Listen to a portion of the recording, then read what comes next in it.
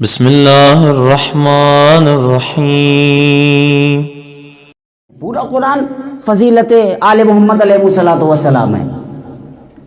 پیغمبر فرماتے ہیں ہمارے اہل بیت کی مثال جناب نوح کی کشتی جیسی ہے، من رکبہا نجا، جو اس کشتی میں سوار ہو گیا بیڑو پار تھے گیو، یہ کہتے ہیں نا،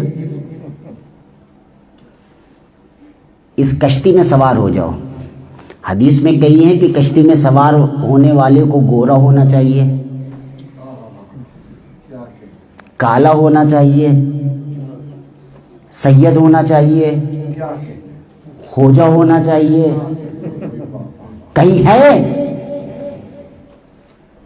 اس لیے کہ یہ ابواب لطف الہی ہیں، بس کشتی میں پہنچ جاؤ،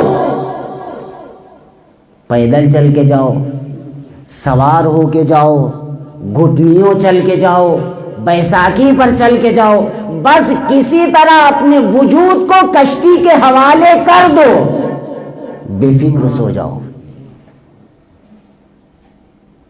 اب تمہارے وجود کو خطرہ نہیں ہے، اس لیے کہ اس کشتی کے ناخدا کا نام ہی حسین ہے۔ بے فکر ہو۔